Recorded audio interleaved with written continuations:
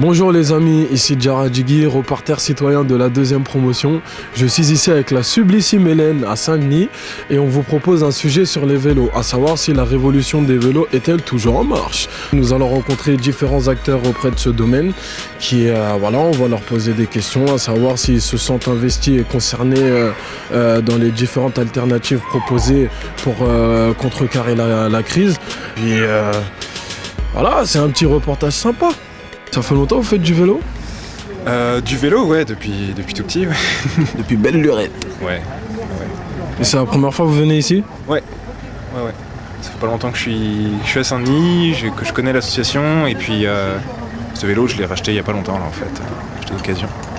Donc je suis en train de le retaper.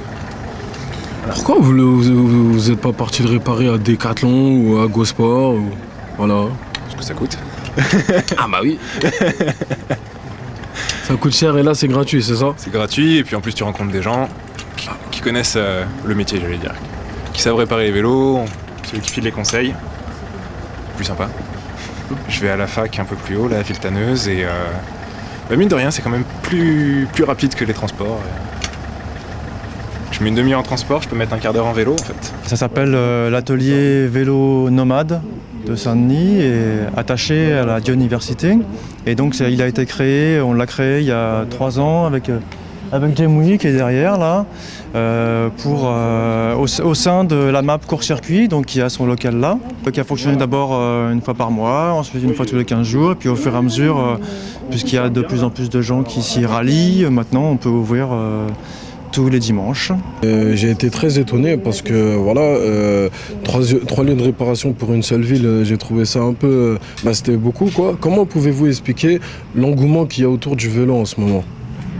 L'engouement, il est très relatif, faut pas s'énerver. Au-delà du vélo, c'est vraiment l'engagement citoyen des gens.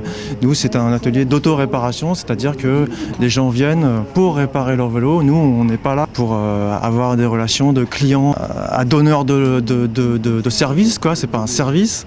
On est vraiment là pour aider les gens, transmettre des techniques, des savoir-faire.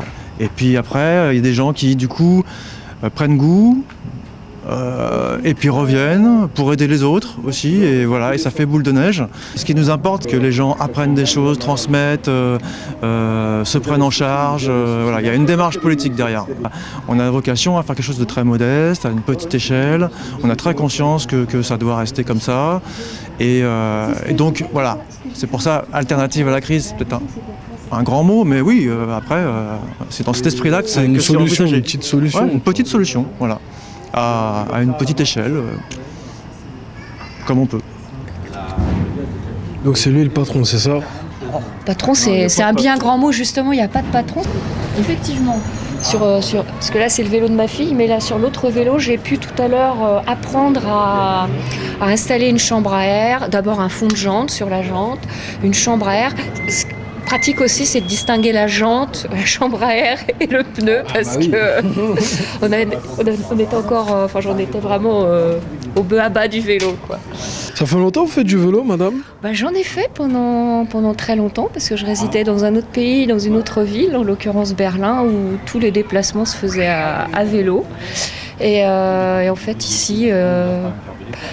Paris, la région parisienne, Saint-Denis, c'est pas une terre vraiment où on se déplace à vélo. Ça commence un petit peu. Je me suis dit que c'était ridicule d'avoir un vélo au fond du garage et de pas l'utiliser. Pensez-vous, messieurs, dames, que le vélo est une sorte d'alternative à la crise en ce moment ? C'est pas que c'est une alternative bien sûr pour les gens pour se déplacer, et en même temps comme la voiture prend beaucoup de place dans la vie des gens parce qu'elle est reine, et on cède tout à la voiture. Une alternative à la crise, oui, mais ça dépend pourquoi.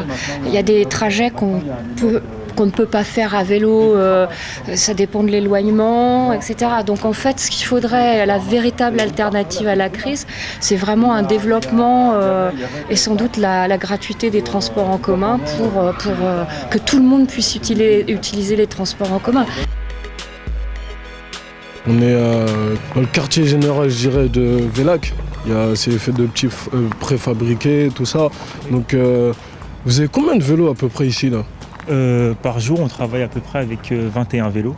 Moi, j'aime bien les vélos, je suis passionné par les vélos, donc j'ai commencé à bricoler les vélos à l'âge de 10 ans à peu près.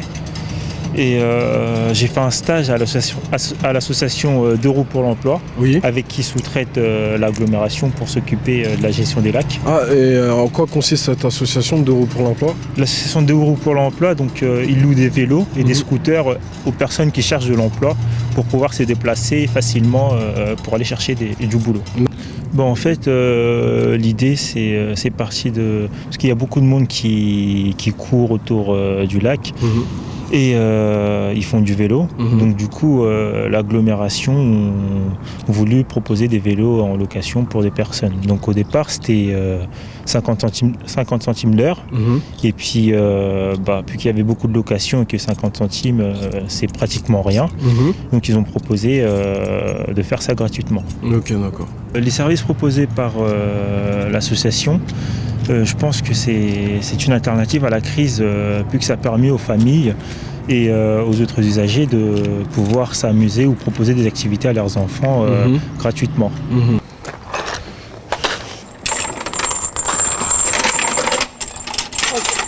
Tu veux pas faire du vélo avec moi? À deux? Ouais. Je me mets sur le siège enfant, c'est ça? Non. Bah non. Il va y avoir un petit problème. Ça va, ils sont pas mal leurs vélos, pas mal. Mais le problème, c'est qu'on peut pas faire de roues avec. Dommage. Il y a des freins, c'est bien.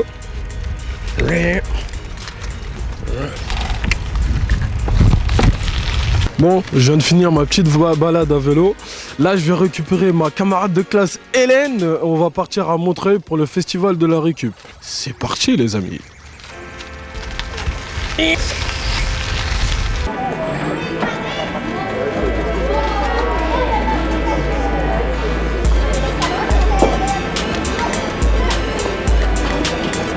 Bonjour madame. Bonjour, je m'appelle pas madame. Ah bon, comment appelez-vous? Fifi. Fifi. Oh, comme ma petite sœur. Alors le festival de la récup, celui-là, il fait partie du festival des utopies concrètes.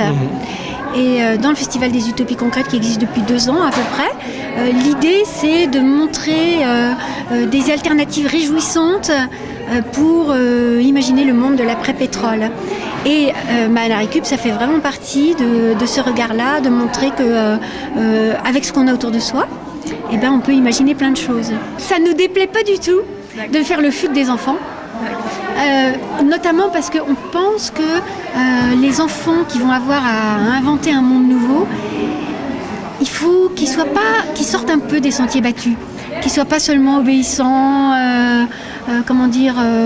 range ta chambre, trie tes déchets gentiment, etc. Alors dans le festival, le festival des utopies concrètes des enfants, le FestiRécup, on propose une trentaine d'activités à peu près. Le point commun, c'est que c'est 100% récup. On se débrouille qu'avec ce qu'on a trouvé dans la rue, autour de nous. Et donc, il y a une disco soupe. Donc là, c'est les invendus, les légumes et les fruits, par exemple. On répare aussi. On répare les vélos des enfants. Ou plutôt, les enfants apprennent à réparer. On ne fait pas pour eux, ils apprennent à réparer. Pareil, des personnes comme, par exemple, je pense aux Roms ou des personnes comme ça qui font de la récupération vraiment par nécessité. Vous ne pensez pas que ce festival, il concerne une catégorie de personnes et ferait obstacle à des gens comme les Roms ou quelque chose comme ça? C'est une bonne question que vous posez là. En fait, des Roms ont participé et sont là. Dans ce festival, il y a des enfants là, des enfants roms qui sont là et qui apprennent aux autres enfants à utiliser des sacs plastiques pour les transformer, pour projeter, etc. Et ils nous ont aidés à préparer le festival. Mais ceci étant, nous on pense qu'on a beaucoup de choses à apprendre d'eux et que eux ils ont un regard sur ce que nous on considère maintenant comme des ressources ici, mais qui est souvent considéré comme des déchets. Ils ont un regard et un savoir-faire qu'on a besoin d'apprendre. Et donc l'idée c'est vraiment pas d'être en concurrence, c'est une nécessité de ne pas envoyer tout ça à l'incinérateur parce que c'est absurde et très coûteux. On considère que ce qu'on a autour de nous, si on le regarde avec l'œil qu'il faut, c'est des trésors. Là, ça touche. Tiens là, comme ça touche. Si tu veux, tu peux essayer de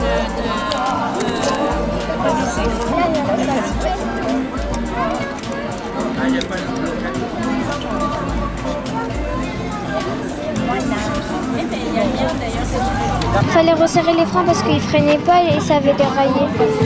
Ah d'accord, et tu l'as réparé toute seule? Non, avec Ah, il y a la dame qui t'a aidé. Putain, il déconne ce vélo là. C'est quoi cette vieille clope là? Vas-y, tu sais quoi? Ça me saoule d'être écolo. Je vais rentrer en voiture, ça sera plus simple. Hop. Toi, je vais te laisser là. On est à côté du festival, ils vont le récupérer. Voilà. Voilà. Et moi je rentre à Grigny en voiture. Ciao les amis.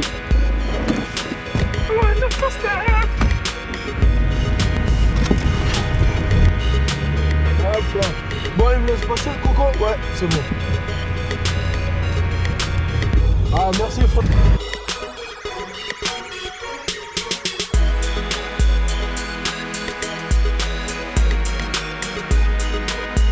C'est bon, je suis pas trop cramé? Non. Ok, d'accord. Il est moins blanc que moi. Ah bah oui, ça se voit à la caméra.